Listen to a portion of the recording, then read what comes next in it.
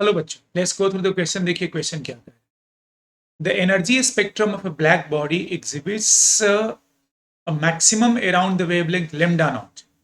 The temperature of the black body is now changed such that energy maximum is around wavelength 3 lambda naught by 4. The power radiated by the black body will now increase.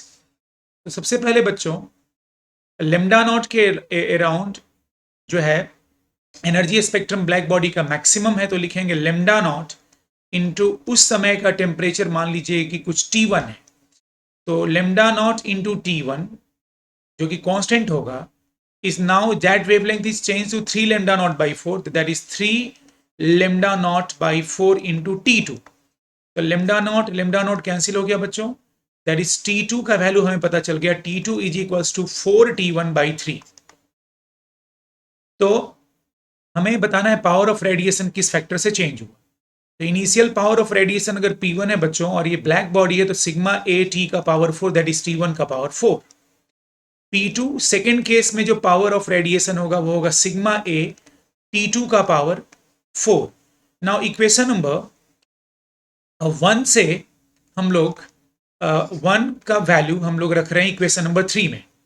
The value of P2 will be sigma A T2 के जगह लिख सकते हैं 4/3 T1 का power 4, that is 4/3 into T1 का whole power 4.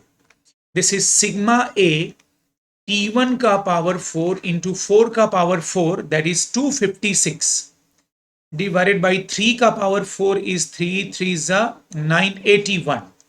Now if will go through the equation number 4 and equation number 2, तो आप notice करेंगे कि ये वाला जो पूरा टर्म है बच्चों वो P1 है. Hence the value of P2 is equals to P1 times 256 upon 81.